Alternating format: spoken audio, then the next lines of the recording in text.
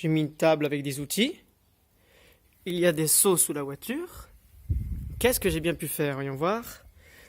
Oh! J'ai déculassé. Voilà. Qu'est-ce qu'on voit? Ça, c'est de l'huile. Hein, c'est de l'huile. J'ai rempli les cylindres d'huile hein, pour éviter qu'ils rouillent, puisque cette voiture est dehors, hein, tout simplement. J'ai essayé de chercher pour l'instant un peu la faille, machin. Bon. Pour l'instant, RAS, hein, les pièces étaient vraiment assez propres. Maintenant, autour de la culasse, qu'est-ce qu'on voit? Elle est là. Alors, voyons voir. Qu'est-ce que dit la culasse? Moi, ce que j'en dis, c'est que ce cylindre, il n'a pas trop pris la choucroute. Celui-là non plus. Quand on passe à celui-là, avec le granulé qu'il a ici, là, il a l'air d'avoir un peu combustionné de l'eau. Et ici, celui-là, ben, il est nickel. Hein, celui-là, il est nickel. Après, je ne suis pas expert. Hein, je vais l'envoyer à rectifier. Je vais faire un rodage des soupapes, changement des guides, des joints de queue de soupape, puisque de toute façon, elle fumait pas bleue, cette voiture. On sait jamais. Et là, c'est le joint de culasse. Alors, qu'est-ce qu'on voit sur ce joint de culasse? Ben, absolument rien, vu que je suis à contre-jour. Si on voit que là, il y a des trucs qui étaient déjà un peu pétés, quoi. Ça, je le vois ici, là, que c'était déjà un peu destroy. Bien sûr, on voit rien. Voilà, je ne sais même pas pourquoi. Je le montre. Mais il avait l'air en bon état. Là, je viens de le sortir comme ça, juste enlever l'huile. Hein. Ça avait l'air pas dégueulasse. Hein. Le moteur n'a que 80 000 km d'origine. Voilà, j'ai enlevé tout ça et bon, on verra bien qu'est-ce qui va se passer pour cette magnifique Volvo. Autre petit truc sur la Volvo, le collecteur d'échappement et d'admission. Il est complètement fissuré, mais fissuré partout. Ici, il est fissuré. Il est fissuré là, mais on ne le voit pas parce que j'avais remonté l'échappement avec de la pâte en disant bon bah c'est juste un problème d'étanchéité.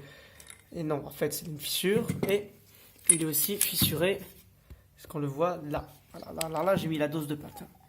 Là, tout là, il est fissuré. Une grosse fissure au centre, clac, clac, clac, clac. Je pense pas que ça venait de là le problème. Sachant que sur la culasse, il y avait un problème de joint là qui était cassé. Ouais. Nous avons les soupapes qui sont enlevées hein, complètement. Je vais juste enlever la première là pour vous montrer ce que j'aime pas voir. Ici, c'est de la bonne croûtasse. Alors que si on prend une soupape d'admission, là on voit la portée, elle est plutôt nickel. Il y a de la croûte partout, il faudra enlever. Mais là au moins c'est bien. On passe sur la culasse. Doucement. Bon là, ici, il n'y avait qu'un joint de queue de soupape sur l'admission, pas sur l'échappement. Peut-être que c'est l'origine, je sais pas. Côté trou de la coulasse, on va voir. C'était assez joli, hein. Assez joli. Pour un moteur qui avait un joint de culasse depuis 20 000 km, écoute, pas faire bien, hein.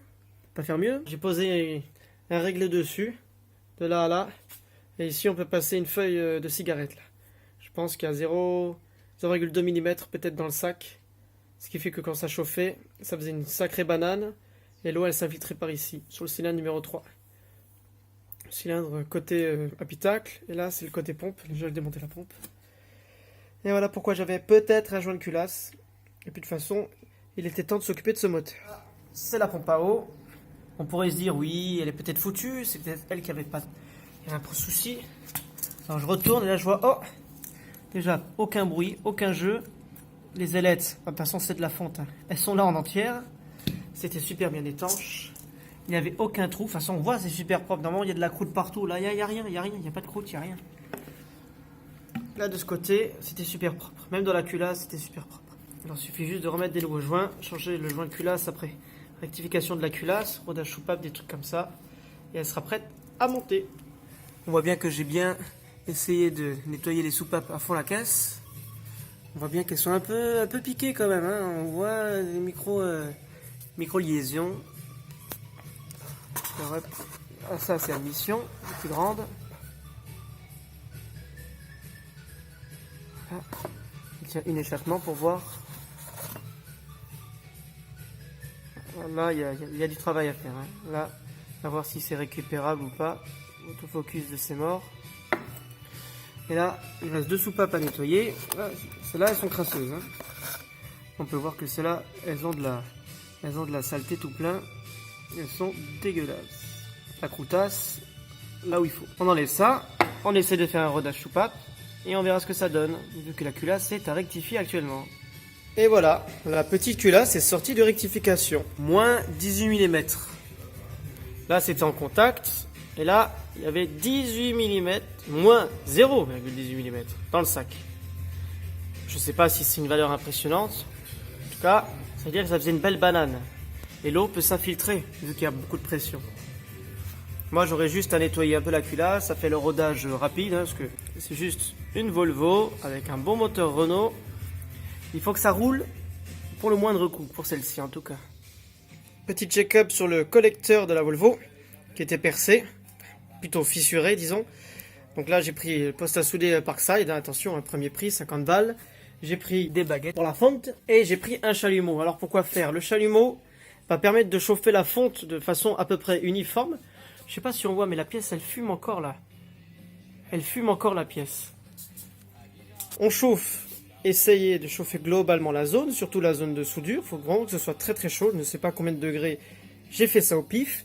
Et ensuite seulement vous pouvez souder parce que c'est à ce moment-là que la soudure elle tient. Et quand elle va refroidir tout de suite après la chauffe de la soudure, elle cassera pas.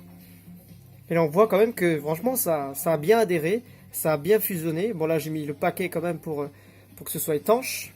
Et j'ai fait pareil ici. Et là on voit bien quand même que ici ça a pénétré. Je ne sais pas si on arriverait à le voir correctement. Là, ça a bien pénétré ici, correctement. Là, on passe peut-être par là, voilà. Là, il y a encore des petits trous que je pourrais combler, mais je vais pas le faire. Parce que de toute façon, c'était pas ici que ça fuit, mais c'était vraiment là que ça fuit. Et là, c'est bon. Et là, j'ai soudé un collecteur en fonte, en espérant que là, la planéité elle soit encore bonne. Et là, il faut laisser refroidir le collecteur jusqu'à température ambiante, sans absolument rien toucher. Parce que si on refroidit d'un coup la pièce, avec de l'eau ou avec de l'air, toute la soudure va casser d'un coup. Toute, sans exception. Là, ça casse d'un coup, là. Clac! Alors si on fait ça, on respecte ça, le collecteur, il tiendra un peu plus longtemps que s'il était fissuré encore. Hein.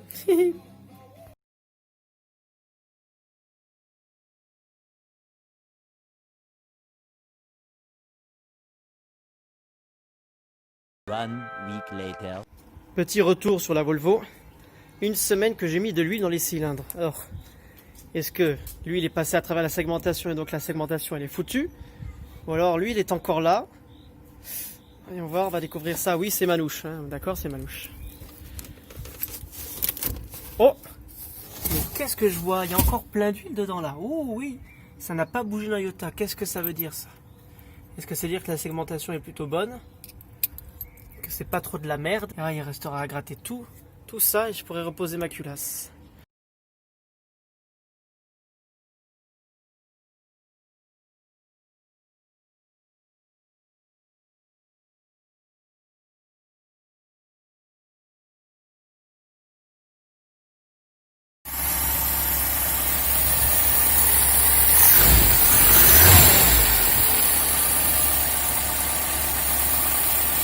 Voilà, il a démarré au quart de tour. En espérant qu'il n'y ait pas trop de fuite d'échappement là.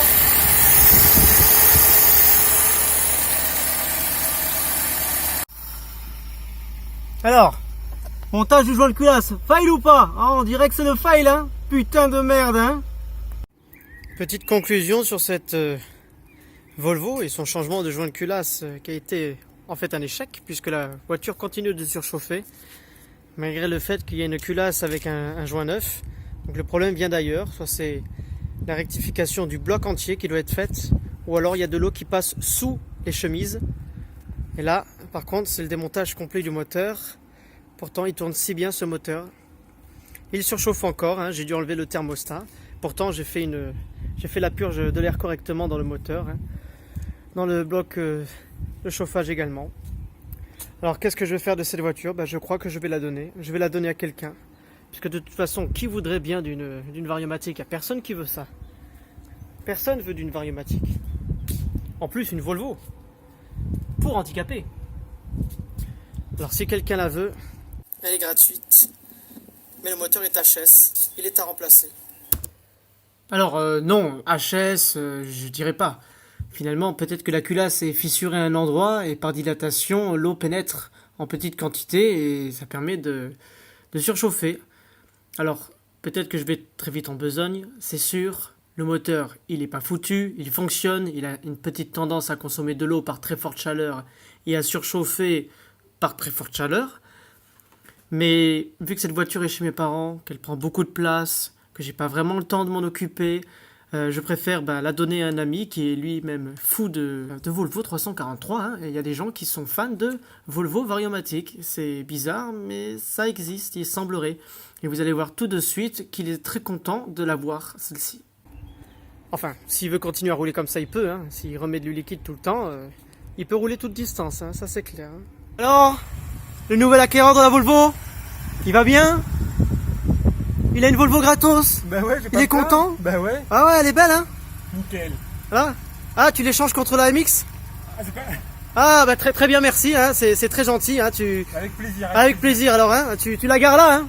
Juste là, tu la gares, hein. Ça marche, allez. Allez, bonne route, hein. Merci. Ciao. Et voilà.